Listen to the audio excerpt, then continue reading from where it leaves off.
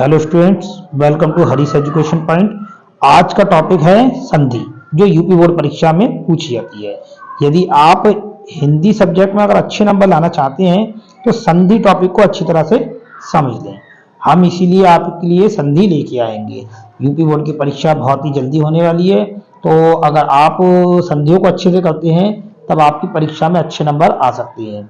जैसे हमारे पास है दीर्घ संधि, तो दीर्घ संधि कैसे बनाते हैं हम आपको बताएंगे।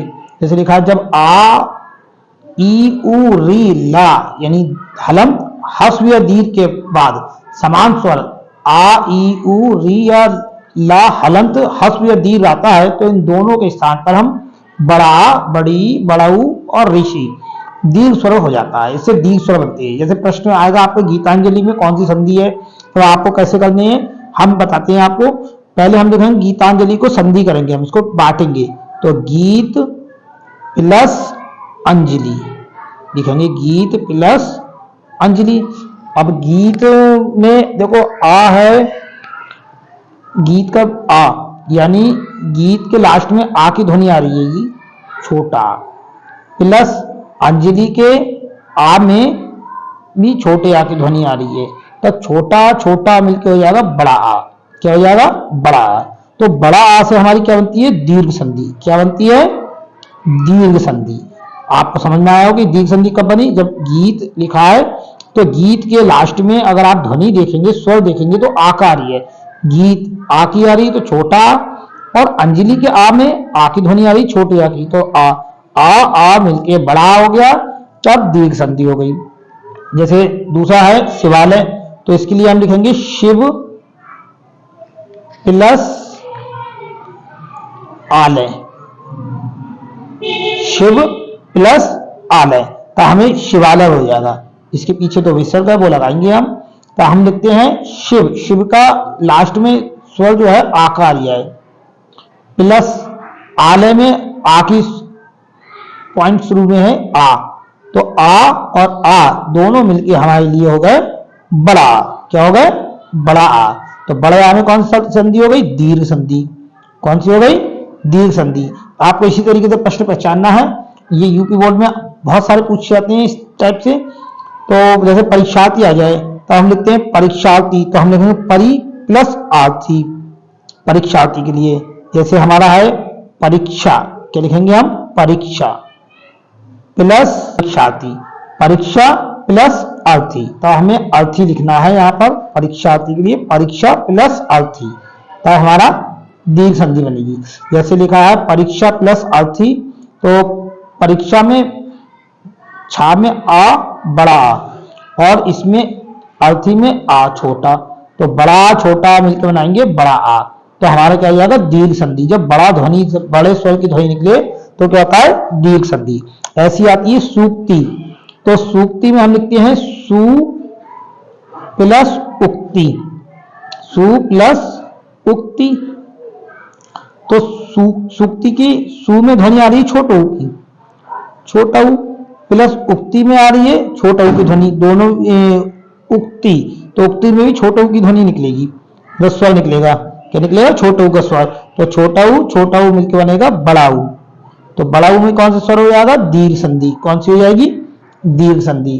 फिर जैसे आ जाए बधु उत्सव, आपके लिए आ जाए बधु उत्सव, तो बधु में आएगा बधु प्लस उत्सव, बधु प्लस उत्सव, तब बधु का हो जाएगा छोटा ऊ प्लस उत्सव का हो जाएगा छोटा ऊ। छोटा उत्सव का बड़ा ऊ कर सकते हैं हम, नहीं छोटा ऊ इस बधु में हम कर सकते हैं, इसको बड़ा ऊ कर सकते हैं। तो बड़ा ऊ छोटा ऊ दोनों मिलकर क्या हो जाएगा? बड़ा ऊ, तो हमारा हो जाएगा दीर्घ संधि। क्या हो जाएगा? दीर्घ संधि। इस तरह से आपको दीर्घ संधि, उम्मीद करते हैं कि आप पहचान गए होंगे कि दीर्घ संधि कैसे होते हैं। इनको अगर हम प्रैक्टिस में लेते हैं तो हमें दीर्घ संधि के बारे में समझ में आ जाता। अब हमारा दूसरा टॉपिक आएगा गुण संधि। हमारा दूसरा टॉपिक है गुण संधि। तो गुण संधि में भी हम यही लिखते हैं, छोटा या बड़ा के बाद अगर ई ऊ, छोटा ऊ या बड़ा ऊ, ये ऋषि वाला ऋषि या लाज पे हलंत लगाओ आए तो दोनों के स्थान पर क्रमशः ए ओ अर तथा अल हो जाता है। जैसे हम देवेंद्र है, तो हम इसे लिखेंगे देव प्लस इंद्र। क्या लिखेंगे हम? देव प्लस इंद्र, तब हमारा देवेंद्र हो जाएगा। तब देव के लिए हम लिखेंगे, देव के लिए हम लिखेंगे देव, तो आ की ध्वनि आ रही है छोटा आ की, और इंद्र में भी छोटी ई की। देखिए जब यहां आ या बड़ा हो और यहां पर ई बड़ी, छोटा ऊ, बड़ा ऊ या ऋषि वाला है या ला है, तब वो गुण संधि होती है। तो आ और ई मिलके स्वर किसका बनाते हैं? ए का। किसका बनाते हैं? ए का। तो ए जब स्वर आए तो हमारी कौन संधि हो गई? गुण संधि। कौन सी हो गई? गुण संधि। जैसे आ जाए महेंद्र, तो महेंद्र का हम लिखेंगे महा प्लस इंद्र। महा प्लस इंद्र लिखेंगे, तो हम महेंद्र बनाएंगे।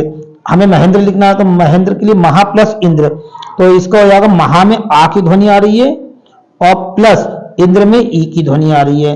तो आ और ई दोनों की ध्वनि मिलकर के ए की ध्वनि स्वर निकालेंगे। किसके निकालेंगे? ए का स्वर। तो ए का स्वर जब निकलेगा तो कौन सी संधि हो गई? गुण संधि। इसी प्रकार से हमारी तीसरा प्रश्न होगा महोदय। जैसे तीसरा शब्द है महोदय, तो महोदय में हमें बनाना है इसकी कौन सी संधि है। महोदय में अगर आ जाए तो आपको महोदय का संधि करना है। तो हमारा महोदय का संधि बहुत ही आसानी से हम इसका भी निकाल लेंगे। जैसे हम लिखेंगे महा, जैसे पिछली संधियों में हम लिखा महा प्लस महोदय, तो उदय, महा प्लस उदय, तो हम महोदय लिखेंगे। महोदय के लिए हम लिखेंगे, जैसे हमारा महा में आया आ और प्लस उ, आ और उ जब दोनों शब्द मिलाएंगे तो हमारे पास बनेगा स्वर ओ।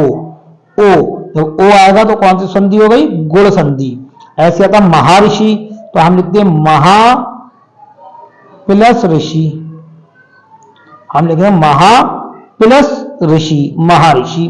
तो हमारे पास महर्षि जब है तब हम महा के लिए लिखेंगे महा, तो आ का स्वर आ रहा है, प्लस ऋषि में जो है री आ रहा है, तब आ और रा मिलकर के अर की ध्वनि निकलती है। स्वर किसका निकलता है?